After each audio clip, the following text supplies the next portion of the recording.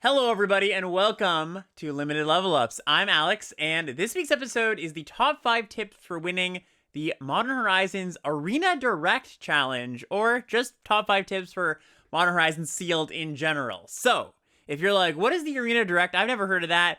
This is a new addition to the competitive play options that you're going to find on Arena. They're calling these Arena Direct events, and it's sort of an evolution of the Festival in a Box events that they had around Christmas time this past year, where you play for a box, like a actual physical box of magic cards. Last time it was a box of mystery boosters.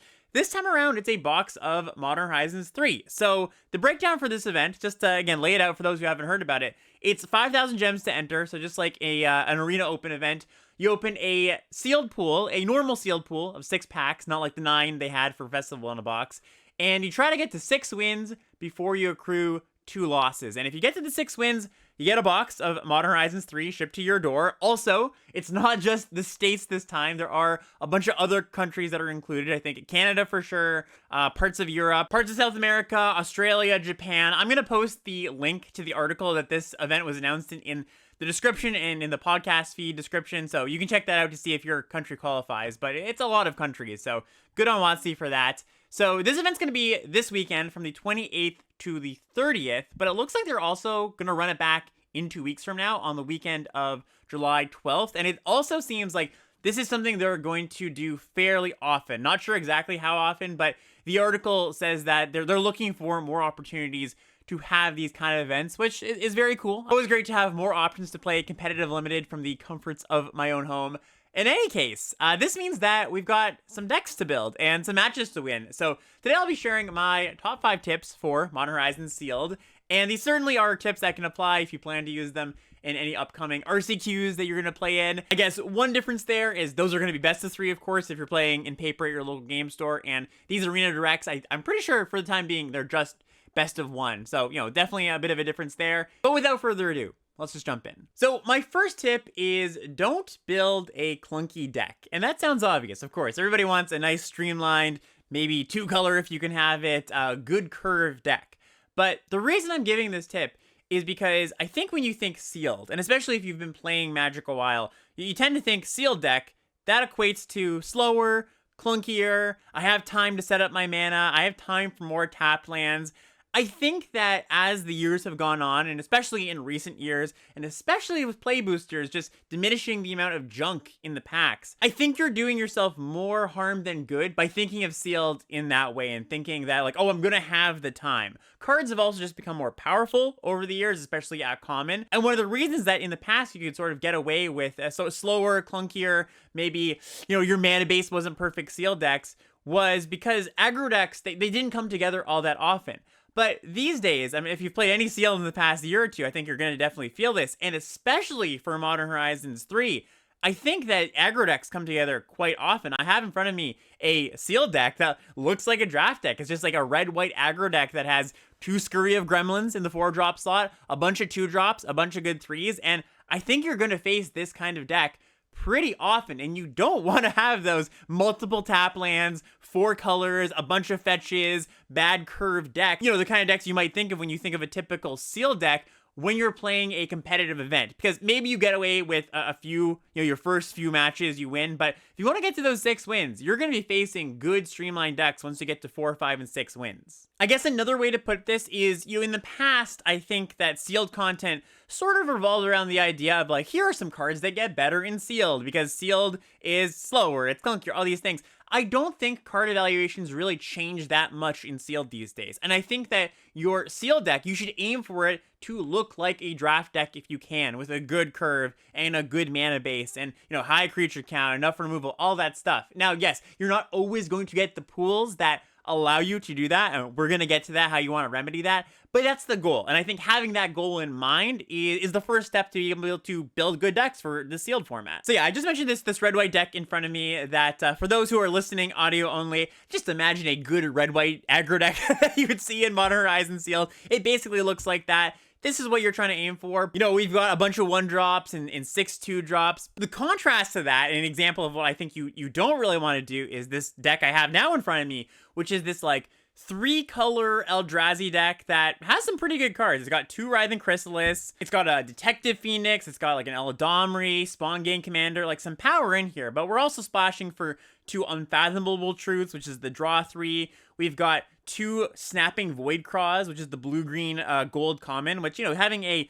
2-color cheap gold card, that's a little bit dicey. It's going to make your deck a little bit clunky. We've also got 2 Glaring Flesh Rakers and a Wastegate Battle Mage, so 2 early colorless cards, putting even more strain on the mana, and we don't have many cheap cards. We've got 4 cards that cost 2 mana, 3 of them are creatures, 1 of them is a removal spell. We've got multiple clunky things about this deck, and that's the key. That's what you really want to avoid when trying to put together a sealed deck.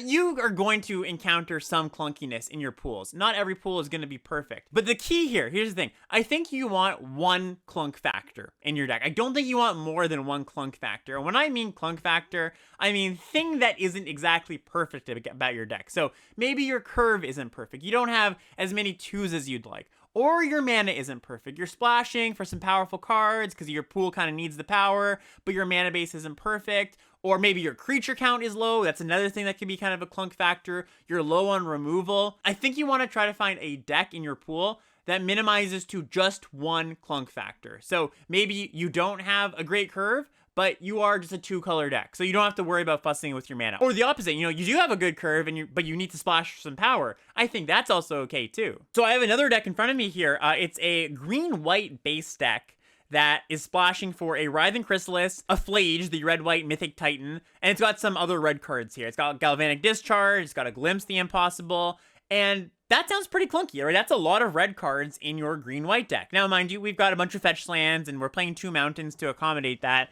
We've also got like a Nightshade Dryad to make red mana, but I think that's an acceptable amount of clunk, because the rest of this deck isn't clunky. It's got a good curve. We've got a bunch of 2-drops. We've got like 3 Faithful Watchdogs plus a bunch of other 2-drops. We've got good interactions so that we're not going to fall behind if we stumble a little bit. We have a high creature count. I think it's okay to have 1 of those clunk factors in your sealed deck as long as your ducks are in a row for the rest of them. So again, I'm just going to put a stamp on this, list that out one more time. So the things you want to try to get 3 out of the 4 of these are good curve, which means, you know, 6, 7 2-mana cards at least, enough removal, high enough creature count if you are a deck that relies on creatures to attack and block, and mana base. You want to have a good mana base. One of those things you can forsake. You can't forsake 2. It's just going to be too bad. Next tip is asking yourself if you have a synergy based pool or not. And this is a really important thing for Modern Horizons 3 because so many of the cards are very pointed. They only go in one deck, or at least they're really only maximized in one deck. And being able to recognize if you've got one of those kind of decks or not in your pool,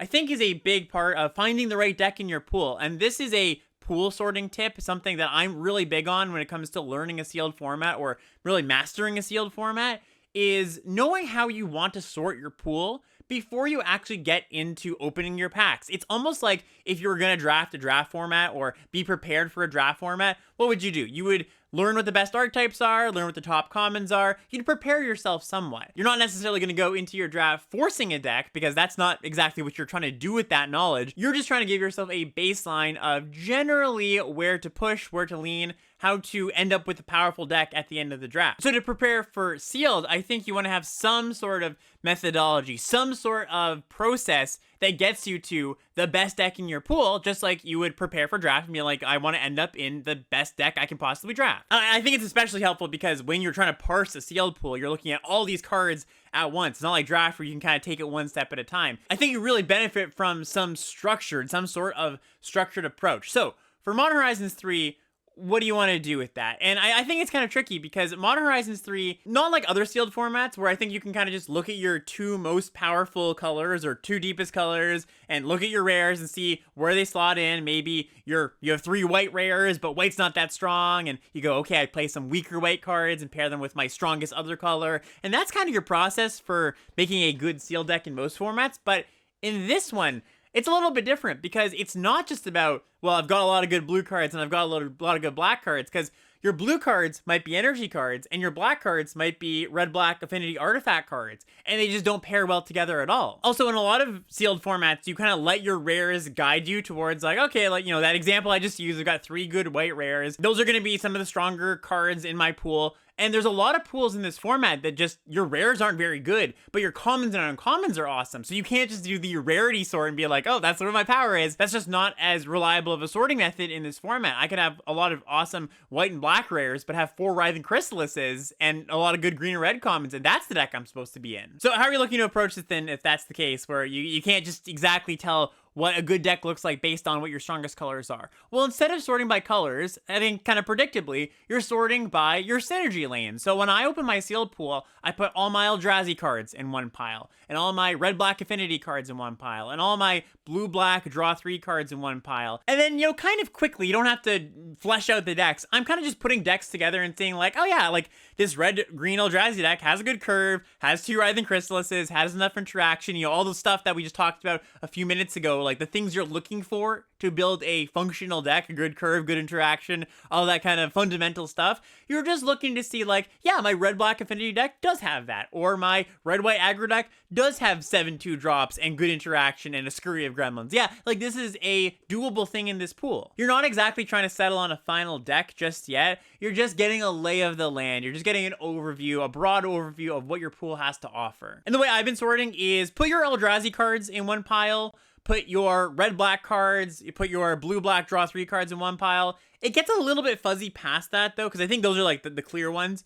When you're sorting your energy decks, I kind of look for 2 energy decks. I look for the slower, engine-y. I've got Phyrexian Ironworks and Bespoke Battle Wagons and Amulets, that kind of energy deck. That goes in one pile. And then I have like a red-white deck as well. I'm going to see if I have that red-white aggro deck, because I think they're kind of functionally different decks. Strategically, they're playing a little bit differently. They want different cards. I don't generally have a modified pile. It's more often than not like a green-white pile. Maybe I have a green-white aggro deck in there. I just don't think there's that many modified synergies to really look out for. So yeah, those are kind of my 6 synergy lanes. I've got the Eldrazi decks, I've got energy separated into aggro energy and kind of engine-y, slower control energy.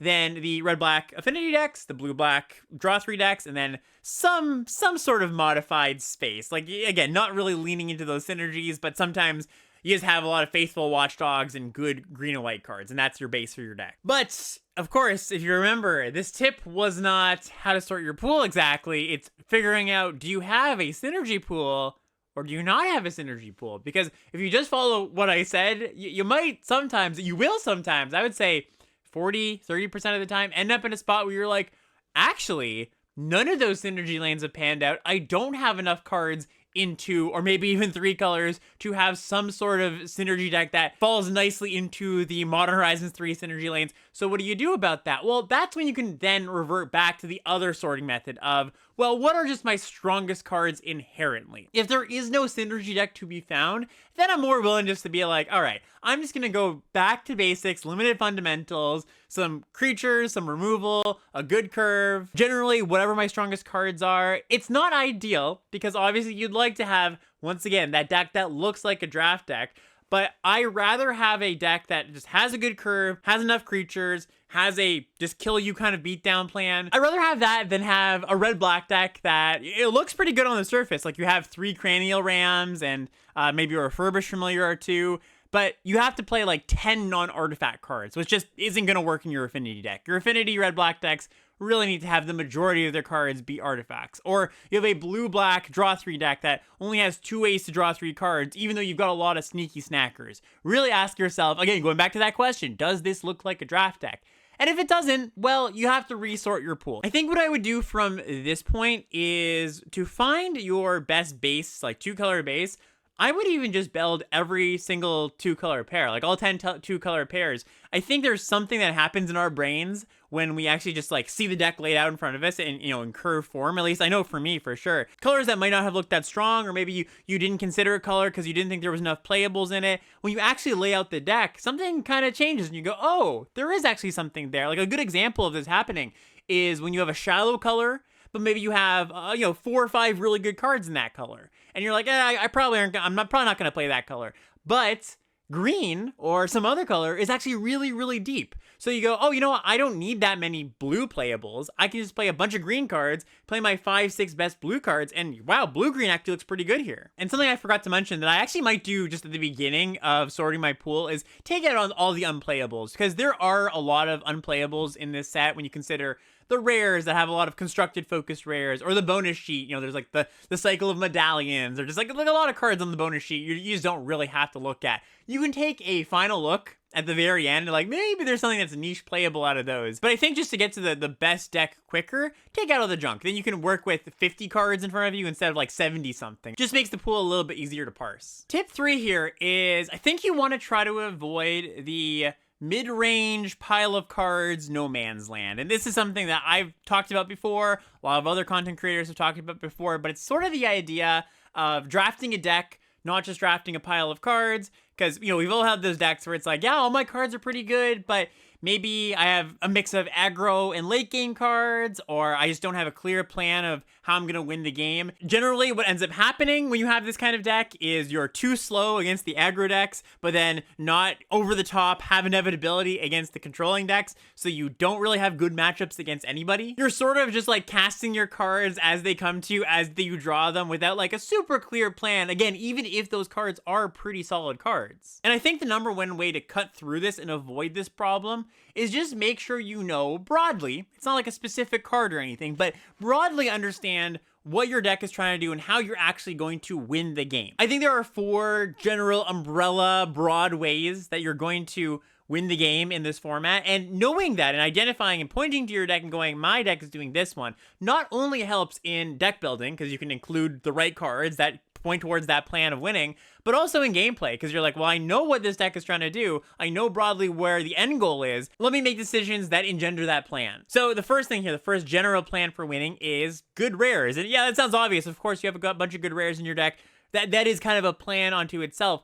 But it's not just having those cards in your deck, it's maximizing on them. So if you have a Guide of Souls or an Ajani or just any good creature, you're going to want cards that recur those cards. So a card like Grave Dig, which is the buy something back from your grave or make it 2/2, and you can entwine it for 2 mana. That's a card that I don't generally play in my draft decks, but if my plan is, yeah, I'm going to just win with this Guide of Souls or this Ajani or, you know, again, whatever rare you have, buying it back after they kill it, that's great. So cards like Quest for the Necropolis, which is the landfall black enchantment that you can reanimate something with that, and the reanimation ability is 6, but it gets cheaper for every time you play a land. Or Savine's Reclamation, which is a 3 mana rare that reanimates something mana value 3 or less, and you can flash it back for 5 mana. When you do that, you get to copy the spell. I'm not that happy about these recursion cards when all of my creatures are generally about the same power level. Maybe some are a little bit better than others, and they range from like B to C level. Like I really want that A level, A minus level card to want recursion. And I think it's something you actively want. When you're planning to win with your rares and you don't have some other plan, you don't want to just fold to a few removal spells on your key cards. The other thing too is I want to prioritize card draw when I've got a bunch of good rares. Just seeing your rares more frequently, being able to actually draw those rares in more games, that's important too. So yeah, it kind of sounds tongue-in-cheek a little bit, but we're like, yeah, like a way to win is winning with your rares, but I think there is an actual game plan to that. Second way of winning is, you know, tried and true, simple, just aggro. You know, it doesn't have to nothing fancy, but just knowing you are an aggro deck, I think it's pretty straightforward. I think most people are going to have that on their radar, but just knowing that you don't need some top-end card if you're an aggro deck, you don't need some big expensive 6-7 drop. You just want to make sure that all your cards are consistent. All your cards are just pointed towards killing them. You don't have any fluff or junk in there. Way number 3 is a pretty good one in this set. Just a bunch of giant creatures, like just a bunch of Eldrazi's. If you have 4, 5, 6 of these giant things, or something like Colossal Dreadmask, that's another, you know, kind of honorary Eldrazi or big thing. That's a good way to guarantee inevitability. And I would be aiming for maybe, you know, 4, 5, 6 of these things. You don't want to have that problem I talked about with the deck where you're trying to win with your rares and they kill your key cards. Well, that can also happen with a ramp deck too, where you have all these cards that are dedicated to getting out these expensive cards and they kill your payoff, and then you're like, all right, well, I've got all these small little spawn tokens and they're not really doing anything. So you do want to make sure that if your deck's plan is to cast a bunch of big cards and just outpower and toughness your opponent, basically, you can do it with consistency, so you're drawing them pretty often. You're also not just going to fold to a single or two removal spells. You've got some redundancy. That is actually, I think, why I like Colossal Dreadmask quite a bit, because it doesn't just fold to a removal spell. You can just keep on equipping it. And then lastly here, and I think one that might not be as obvious as the other three I mentioned here, is just outcarding your opponent. I think this is a pretty good set for just being like, hey, the way I'm going to kill you is just inducing despair into your soul because I've drawn 7 more cards than you. So cards like Royal Cartographer, the energy landfall card, you can pay 6 energy and tap it, draw 3 cards. Unfathomable Truths, the 5 mana draw 3.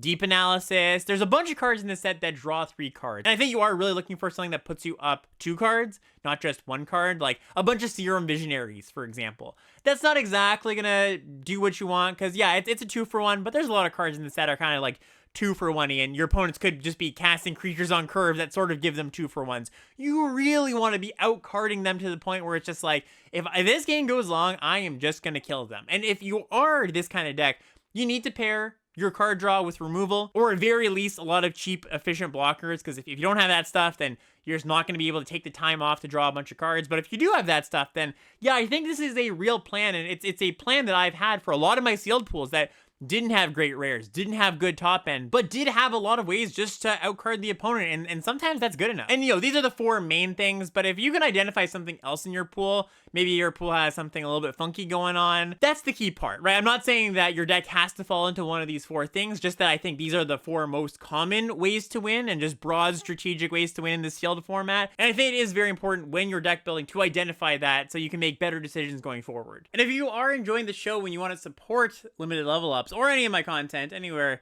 that you find it, go check out the Patreon, patreon.com/limitedlevelups. That is the #1 place you can go if you want to support what we do here. A bunch of great reward tiers over there. We want to give back to you if you choose to support us. So there's deck tech help over there. There's draft log reviews over there. There's the coaching tier at the top tier. Bunch of stuff that will help you level up your limited game if that's what you want to do. So thank you so much to everybody who supports each week, and thank you for those who go and check it out. Tip number 4 here is make sure you're building a functional mana base. So the level 1 of this is don't splash irresponsibly. Make sure that if you're splashing, you're following your Frank Karsten splashing mana rules, where you have 3, ideally 4 sources, I would actually say, for 1 splash card. I say 4 when usually we say 3, because I think since this is a bit of a faster format, you need to reliably have access to your colors a little bit sooner. So if you have 1 good card to splash, I would be a little bit uncomfortable splashing off of just 3 sources, like 2 fetch lands and a basic.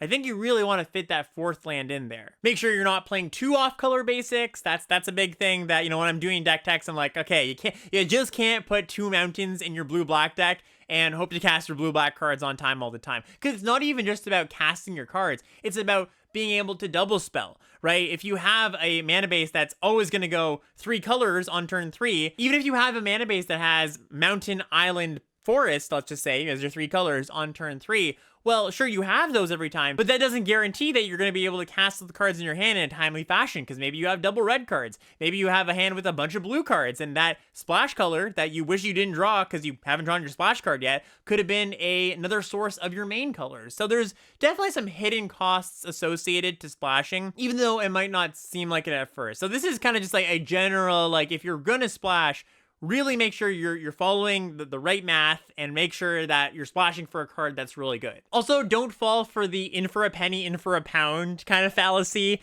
where, sometimes when I'm drafting a deck or building a sealed pool on stream, I'll be splashing 1 card.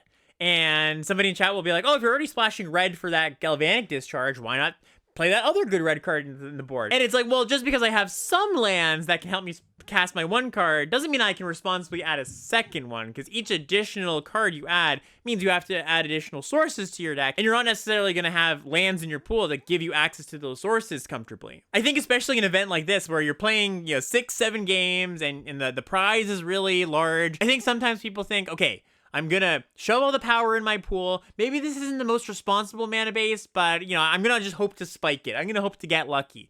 I don't think that's the right way to hope to get lucky, because yes, anybody who does well in a Magic tournament they're getting lucky to some degree. But you want to set yourself up to get lucky in other places. You want to make sure your mana base and your spells are consistent. The ways you want to get lucky are drawing the right spell at the right time and having the mana to cast it. The ways you want to get lucky is, your opponent draws 3 lands in a row. You don't want to try to get lucky by being like, well, my mana base doesn't work. The math isn't there, right? The math just is not there for this mana base to be functional, but maybe it will be for me. Like, hope just is not a plan when it comes to a mana base. I really just want to hammer home that you can't cheat the system this way. It's just not going to pan out for you in the long run. But then the level 2 of building a good mana base in this format is, I don't think this is the kind of sealed format where even if you do have a bunch of lands, like say you have 7, 8 fetch lands that can help cast all your spells, I don't think you want to just jam 4 and 5 colors of cards into your deck and be like, yep, that's my deck. It's a bunch of powerful cards for a few reasons. One, like we mentioned before, a lot of the time, a lot of the cards in your pool are not going to play all that nicely together, and they're powerful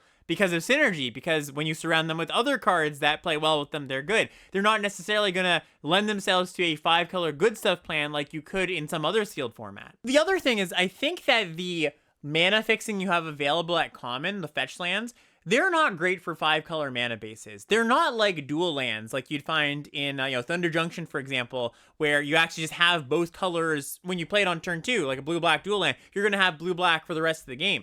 Locking yourself into a color makes casting 4 and 5 colors of cards, even 3 colors of cards sometimes, makes it a lot harder than you might expect. So while the landscapes are pretty good fixers, like they're not bad at fixing you, they're much better at fixing you for a 3-color deck than they are for a 4 or 5-color deck, because 4 and 5-color decks really love access to 5-color fixers that don't lock you into a color when you cast them. I also think there's a lot of awkwardness with just having too many tap lands in your deck, right? Like these landscapes, these fetch lands, they're not exactly tap lands. You can tap them for colorless mana the turn they come down, but you also can't afford too many of those or else you just can't cast your spells. They are functionally tap lands a lot of the time. So like I was saying, you're going to face a good red-white pool pretty often once you get up there in the wins. And if your opening hand is 3 tap lands, that just spells death for you. Like you're just going to lose that game because your mana base isn't functional. I would aim for 5 of these fetch lands at a maximum. If you feel like you need more lands than that, more fixers than that,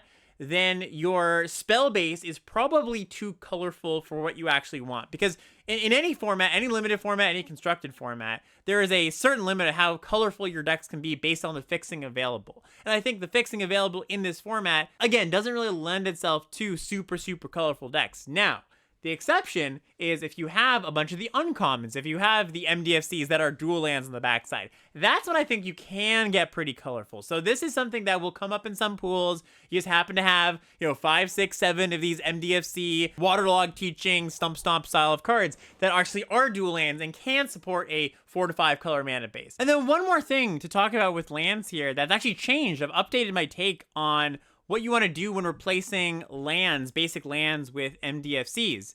And this is a specific thing about the best of 1 hand smoother. So the best of 1 hand smoother does not recognize MDFCs as lands. It recognizes them as spells. So when you're building your deck and just, my original take, and my take that if you've heard previous podcasts, this is what I've said. Take out the first 2 basic lands, put in the first 2 MDFCs, pretty clean swap, not a huge deal. But I noticed over and over and over again, more consistently than any other format, I just had to keep mulliganing. And I was like, wait, this is weird. It's a weird kind of mulligan, because the reason I have to mulligan is because I have 1 land hands. And if you know anything about the best of 1 hand smoother, 1 land hands are very rare. And if you look at the math, basically, when you have 15 lands or fewer, that changes things enough that you're going to get those 1 land hands quite consistently. So my updated take, if you're playing best of 1, which is what this event is, if you're playing the arena sealed event, is I like replacing the first basic land with an MDFC. I don't think you want to go below 16 real lands, card type land on the front. Otherwise, the hand smoother, I think, just interferes a bit too much, which is weird. I don't like it when you have to kind of artificially change things based on the hand smoother. Usually it doesn't happen that much, but yeah, it is just an exception and a case that I have actually changed how I'm building my decks. Tip number 5 here is just some pieces of practical advice, and it's a bit of a split tip because one of the pieces of advice I have is for digital play and one of them is for paper play when you go to an RCQ or something. Let's start with the arena one first. So it's great the way that the arena system is set up, I think, where you can take as much time as you want to build your deck and play the games. And one of the great things you can do that you can't do in paper, because it's actually not allowed, but on Arena, you can show your deck to somebody else. Get a second set of eyes or a third set of eyes on your deck. This could be show it to a friend. This could be posted in a Discord. You know, the Limited Level Ups Discord, for example. A lot of great people over there that are very willing to help take a look at your deck, see if there's anything you missed in your pool or any little tweaks, or, you know, podcast plug here, Patreon plug, you know, send it to me if you're on the Patreon and want that second set of eyes for myself. I think it's very easy when you're building your pool and you're going through that process yourself to get, you know, tunnel visioned a little bit on certain things. Think like, my deck is going to be like this, or my deck, I have to have this card, or I have to splash this. And just a second opinion can really give you a different perspective. I do it all the time. You know, when I'm playing a Arena Open, I'll usually send it to somebody if I'm not streaming it. Or if you just are in the position where you don't have time to do that, or you just don't really have somebody that you want to send it to, that second set of eyes can kind of come for yourself. Something I've done in the past is build your deck, be like, okay, I'm pretty sure this is going to be my deck. But then take 10 minutes, take 15 minutes, take an hour, walk away and then come back. You'd be surprised how many little things you're like, oh wait, why am I playing 16 lands here? No, I should play 17. Or, oh wait, I left that card on the sideboard. Oh no, maybe I should bring that in. You almost get the effect of a second set of eyes by coming back a little bit later, I find. It might not work for everybody, but I know it's worked for me. I think that submitting the right deck, as close to the right deck as you possibly can, is a really big deal. If you're off by a card or two, that can be the difference between winning and losing a match sometimes. So just everything you can do to get that, nail down that 40 cards exactly how you want it. I would try to do that, and getting it some other entity to look at your deck, I think, is one of the better ways to do that. And the practical paper tip I have, because, you know, you can't get a second set of eyes if you're playing an RCQ or something, is about pool sorting. So if you've ever played in one of these competitive events, you have to register your pool. And the way you register your pool is they give everybody this big sheet of paper that has a list of every single card in the set. And the way this works is generally you open your cards, you put your cards on this sheet, just like physically on the sheet. The person sitting across from you does the same, and the judge will be like, all right, swap deck lists, and you're going to record what you have in your opponent's pool. And for ease of both players, what I would recommend saying to the person across from you is, hey, let's organize by color. So let's make sure we're in like alphabetical order and by color, so that when you hand my pile back to me, it's just in nice order and I can easily sort it. You can start deck building quickly. That's the purpose of this. And the thing is, on the sheet, it's actually in color/alphabetical order. So it's going to be in Wooburg order. That's the way it's laid out on the sheet. So you're already incentivized to do this. Organize the cards first before you start writing them down. It's not a good idea to just be like, all right, open all the packs. Here you go. Write them all down. I would organize my cards first by color and by alphabetical. And here's a little tip. You might not have known this, but you know a really easy way to order your cards in Wooburg order and alphabetical? You just look at the collector number, the little number at the bottom of each card. If you just go in numeric order from 0 to 300, whatever, order the cards like that, you'll naturally sort them in Wooburg and alphabetical, and it's just the way that's laid out on the sheet. So what I would do is I would just say to the person across from me, just like, hey, I'm going to sort the cards like this. I think it's easier to, once we get our decks back, build our pool like that. I would appreciate it if you would do that too, if that works for you, and it just makes things smoother for both of you. Anyways, that's going to do it for this episode. I hope this was helpful. I hope that if you do participate in the Arena event coming up this week or in 2 weeks, you do win a box. That would be great. Let me know in the comments if that's the thing that happens to you, or if you're playing an RCQ, hope you get to qualify for the event you're looking to qualify for. Thanks for watching and listening, everybody. We'll see you next time.